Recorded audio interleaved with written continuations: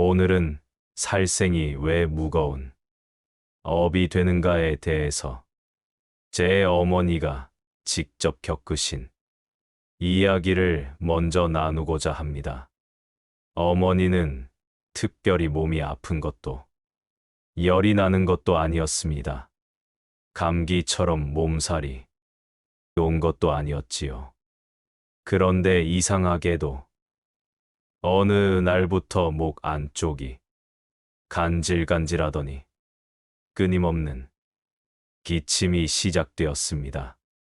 처음엔 잠깐 지나갈 증상이라 여겼습니다. 하지만 시간이 지날수록 기침은 점점 심해졌습니다.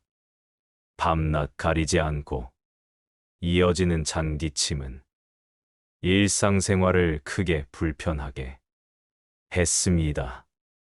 잠을 이루기 힘들었고 대화 도중에도 갑자기 기침이 터져 나와 난처한 상황이 찾았습니다. 손수건으로 목을 감싸고 따뜻한 차를 수시로 마셨습니다.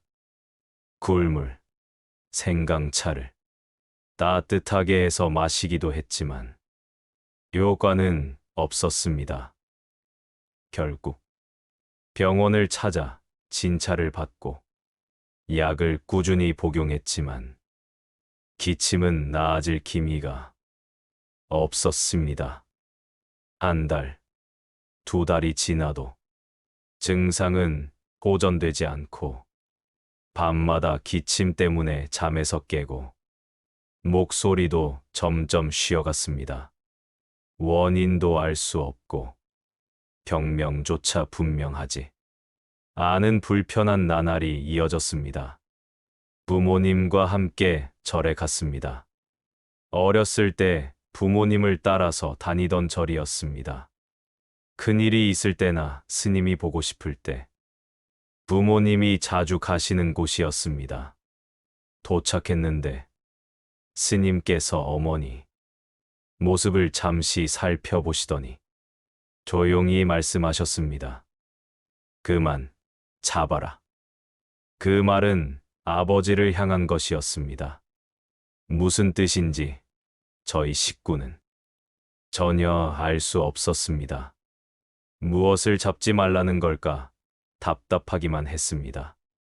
그때 문득 하나의 생각이 떠올랐습니다. 아버지께서 좋아하시던 취미, 바로 낚시였습니다. 붕어. 아버지는 시간이 나면 자주 붕어 낚시를 다니셨습니다. 입질이 올 때의 짜릿한 돈맛에 푹 빠져 있었지요. 잡은 물고기를 건강에 좋다며 식탁에 올리기도 했습니다. 낚시는 아버지께 중요한 취미이자 스트레스 해소 방법이었습니다. 그러나 물 위로 끌려오며 바늘에 꿰인 입으로 숨을 헐떡이는 붕어, 그 생명은 단지 아버지께 손맛을 주는 대상일 뿐이었습니다. 스님의 말씀을 들은 뒤 아버지는 낚시를 몇 해 동안은 다니지 않으셨습니다. 바로는 아니지만 놀랍게도 며칠 지나자 어머니의 기침은 차츰 잦아들기 시작했습니다. 약이나 따뜻한 차보다 스님의 짧지만 깊은 한마디가 병을 고쳐주었던 것입니다. 그 말씀을 통해 우리는 깨달았습니다.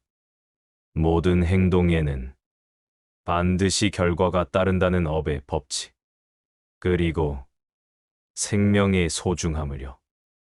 우리는 살아가면서 의도했든 하지 않았든 생명을 해치는 일을 저지르곤 합니다. 알게 모르게 행한 작은 행동이 다른 생명체에게 직접적이거나 간접적인 영향을 주지요. 일상에서 무심코 한 일이 누군가에겐 치명적인 결과가 될 수 있다는 사실을 우리는 쉽게 잊습니다. 모든 생명은 저마다 살아가는 이유가 있습니다. 그러나 우리의 말 한마디, 행동 하나, 무심한 무관심조차도 그 삶을 위협할 수 있습니다.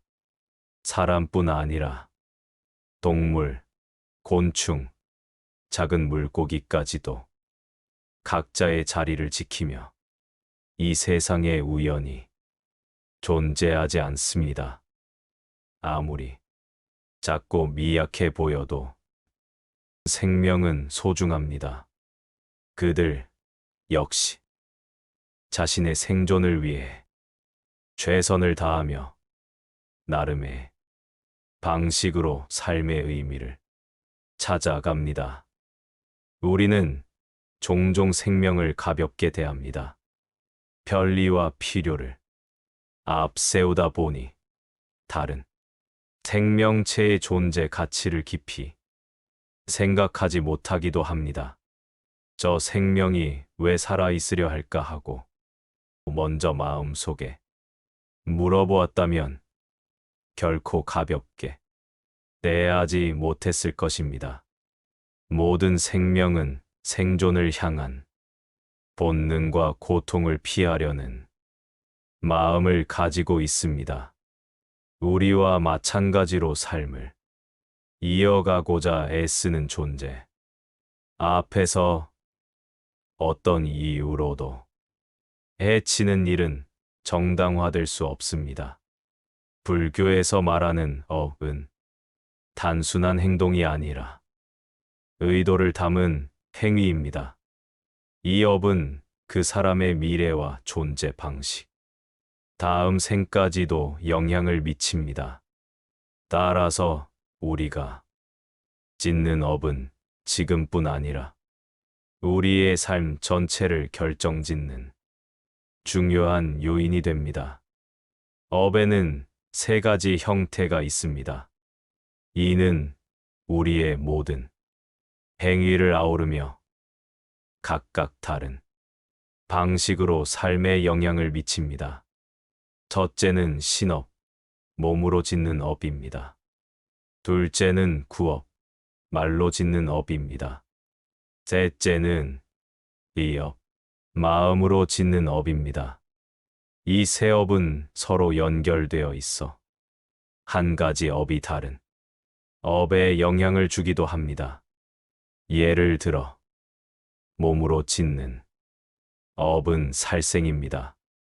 말로 짓는 업은 거짓말, 욕설, 이간질이고 마음으로 짓는 업은 탐욕과 분노입니다.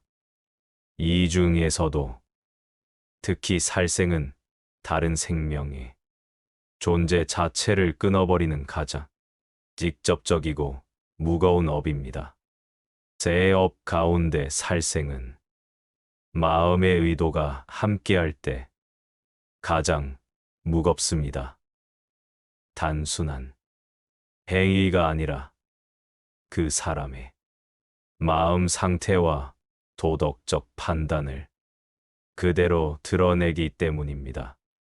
그래서 실수로 밟은 작은 벌레보다 죽어도 괜찮다는 생각으로 한 살생이 더 무거운 업이 됩니다. 의도가 담겼기 때문입니다. 또한 살생은 단순히 다른 생명을 해치는 것이 아니라 자기 마음을 상하게 하는 행위이며 결국 되돌아오는 업이 됩니다. 그래서 불교에서는 살생에 업을 지으면 수명이 줄고 건강을 잃는 과보를 받는다고 가르칩니다. 우리가 다른 생명에게 한 일은 언젠가 비슷한 모습으로 우리에게 되돌아옵니다. 그렇다면 살아가면서 벌레 한 마리도 죽이지 말아야 하는가 하고 되물을 수 있습니다. 현실에서 자주 맞닥뜨리는 질문이지요. 이 질문은 사실 우리가 생명을 어떤 마음으로 대하고 있는지를 묻는 것입니다. 단순히 행위의 결과보다 그 행위를 하는 우리의 마음가짐과 의도가 더 중요함을 깨닫게 하지요. 현실에서는 어쩔 수 없이 생명을 해칠 때도 있습니다.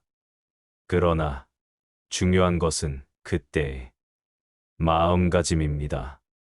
불가피한 상황일지라도 최대한 존중하며 불필요한 살생은 피하려 애써야 합니다.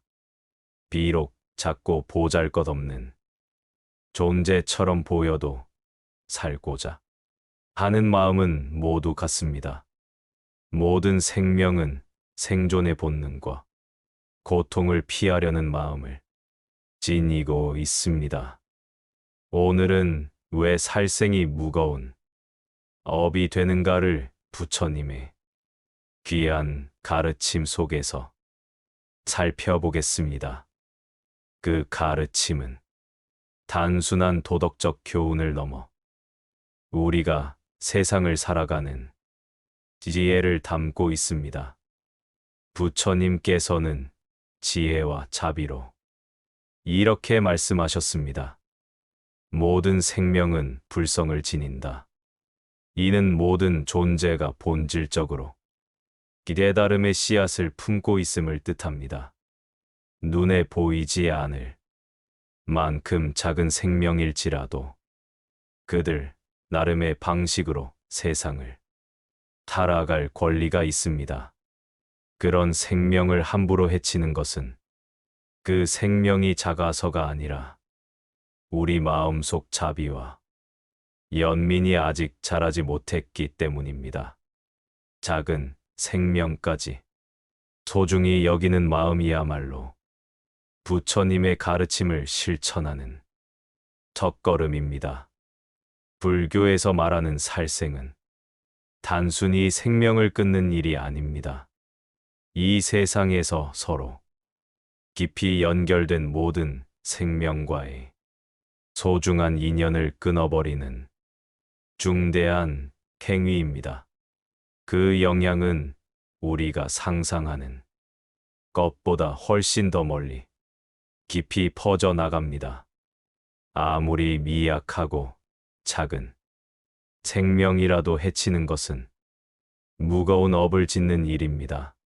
생명을 존중하는 마음가짐은 단순한 도덕이 아니라 우리의 삶을 지켜주는 핵심입니다. 부처님은 업은 반드시 되돌아온다고 가르치셨습니다.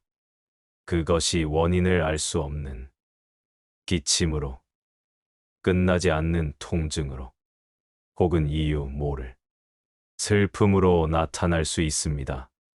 어떻게 나타날지는 알 수 없지만 우리가 지은 업은 반드시 그에 합당한 과보로 돌아옵니다. 이 깨달음은 우리 모두가 일상에서 모든 생명을 더욱 신중하고 자비롭게 대해야 함을 일깨워 줍니다. 오늘의 이야기, 작은 생명 하나까지도 존중하는 마음이 곧 우리 삶을 지키는 길임을 일깨워 줍니다. 다음 시간에도 부처님의 지혜와 자비의 말씀을 나누겠습니다.